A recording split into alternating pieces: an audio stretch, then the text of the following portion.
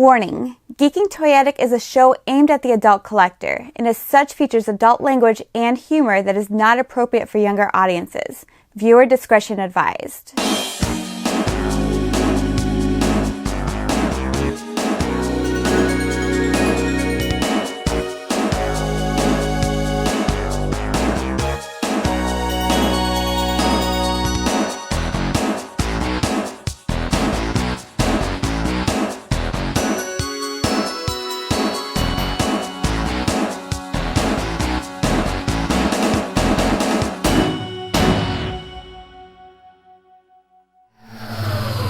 Welcome everybody to another episode of Geeking Poetic here on the Geeking Poetic podcast channel.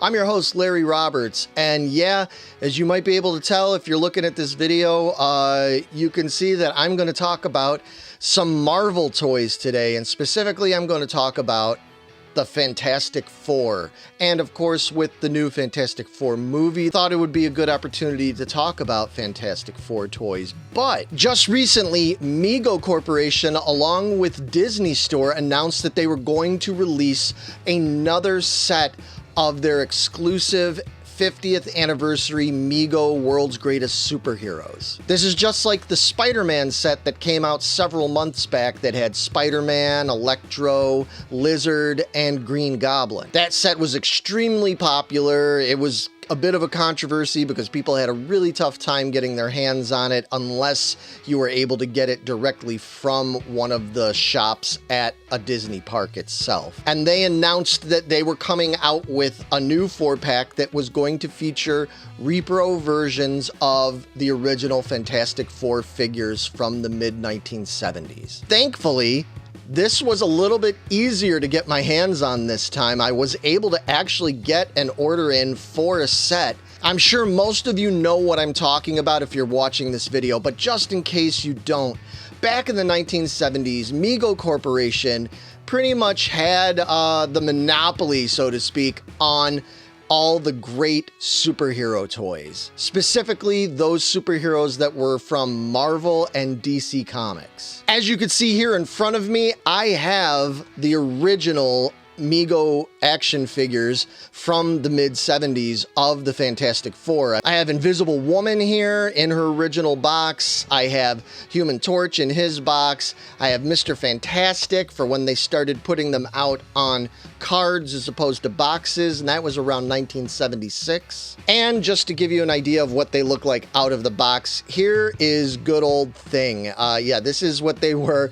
I know some people, especially if you didn't grow up with these, you probably think these look a little bit goofy because, you know, they've got these cloth costumes and it's limited articulation. They do bend at the knees and the elbows, the hips and the shoulders. The head does move. It's got this rubber head. He's got an interesting expression there on his face. But I grew up with these toys. I absolutely love the Mego World's Greatest Superheroes figures. So I'm all in. Even though I have the originals, I definitely wanted these new 50th anniversary ones, but I have not actually opened the box yet. I'm dying to see what these look like, and I thought having my originals here, it was a good opportunity to compare them against each other, and I'm gonna unbox this on camera with you so we'll both see it for the first time, and I'll just give you my honest thoughts on what I think of these new figures. So yeah, you know what, without any further ado, let's get to some unboxing.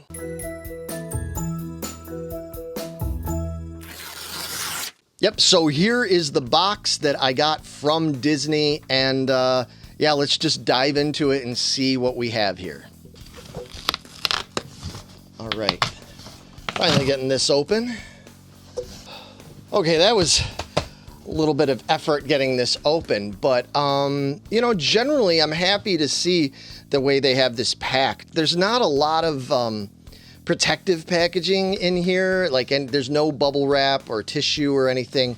There is a little bit of paper here to prevent the figures from sliding around, but the design of this particular box is such that it really kept the interior 4-pack pretty secure in here from sliding around or getting too bent or scuffed up. So that's a good thing. And pulling this out now, my first impression of this is, man, this looks great. Yeah, this is super cool. So much like the other set that came out months ago that I was talking about with Spider-Man, they've done it in this 4-pack style with the 4 figures in window boxes, much like the Human Torch and the Invisible Girl figures that I showed you earlier. So they come in there, you can see them all quite clearly through the windows, and it does also come with this collector's coin. And the cool thing about this coin is that it does feature the Fantastic Four on there. It is a shot of all 4 of them in a row in profile. It's a very cool coin. So that's just a nice little added bonus. As you can see on the side of the box, it has the 4 photos of each character. Now this is very similar to what you would see on the original packaging. And then on the back of the box, it is a photo of the Fantastic Four figures outside of their packaging. It has a little paragraph off to the right where it talks about Marty Abrams, the president of Mego. If you don't know, Marty and his father David were the ones that started Mego many, many moons ago. They were gone for a while by the early 80s, but then in the last, I don't know what it was, the last 7 years, they have now reemerged, and man, Mego's been doing some really, really great stuff. I've talked about it a bunch on this channel before. If you're interested, go back and check out older episodes of Geeking Toyetic where I feature some of what Mego has been up to over the last several years. I'm really interested in seeing what these look like individually, so I'm going to take them out of the box and we'll check them out and we'll compare them against the other boxed originals I have from 1975. So let's check that out now. All right, so the nice thing is that the side flaps are not taped shut or sealed. They just have a little tab here that allows you to open this pretty easily. So you can remove these figures from the outer shell. And first up, we have the Human Torch. Yeah, this was always one of my favorites when I was a kid. I actually never had the Human Torch myself, but my best buddy when I was growing up that lived right across the alley from me here in Chicago, he actually had this figure. So I did get to play with it plenty when I was a little kid, but I never owned a Human Torch. So that was why when I became an adult collector, it was one of the first things I did was seek out a torch to put in my own collection. As you can see here, they look very similar, but there are some distinct differences here. And you know what? That's a good thing overall, because looking at this new one, I mean, somebody's going to look at that, and if you grew up with this, you're going to immediately get that wave of nostalgia and be like, yep, that's the toy I had when I was a kid. But when you compare them against each other, there are plenty of differences that can be seen there, both in some of the little details of the 2 costumes, as well as the way the head plastic looks, the color of it. Now, admittedly, the color of my Human Torch, my original one here, is starting to fade. It's an unfortunate thing that happens with some of these where the heads do start to gray over time, especially if they rub up against the window of the box there. It's just one of the hazards of having a toy that's 50 years old.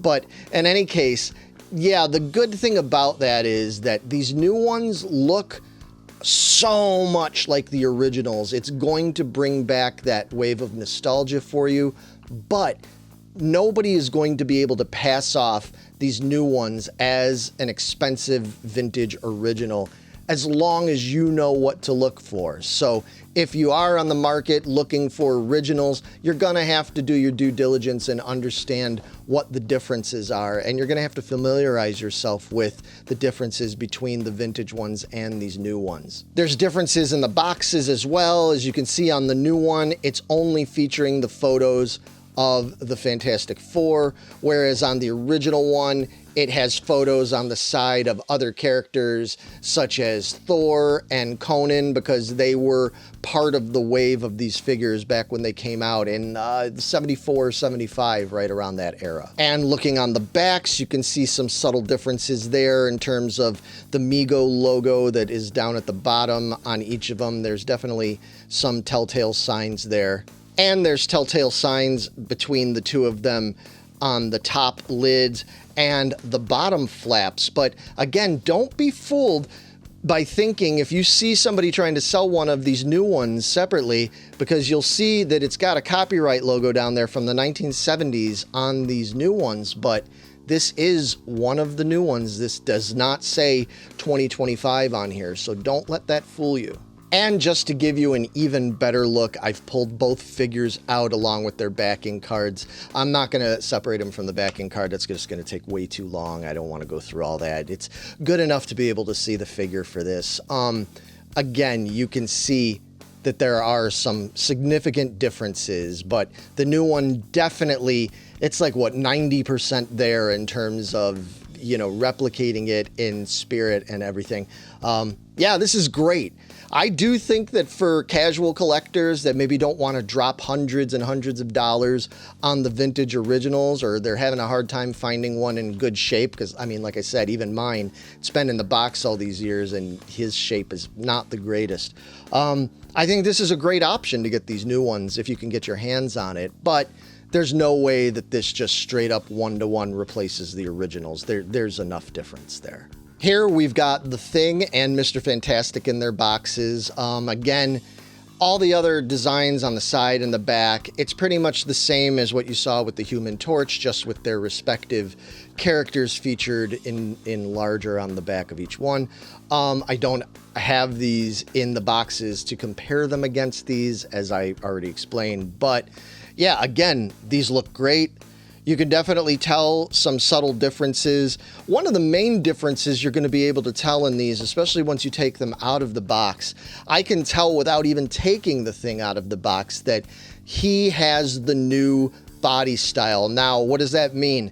For those that don't know, the new Megos do not have the exact same style of body. Back in the day, they had what they called generally the Type 1 and the Type 2 bodies. There was some other variations there as well, but mainly you would find these either in Type 1, which had metal screws in the wrist joints and the knee joints and so on, and then the plastic joints were the Type 2 ones, which I'm pretty sure all of mine are Type 2s. These new bodies definitely have a bulkier, sturdier design to them. I mean, again, do they look like the originals? Yes, overall, you know, they're 4/5 of the way there, but these are designed to be not only more posable, but definitely more durable than the original ones were. I mean, it's not uncommon to find even sealed in package Megos that have fallen apart in the package because they just deteriorate, and they were a little bit flimsy to begin with.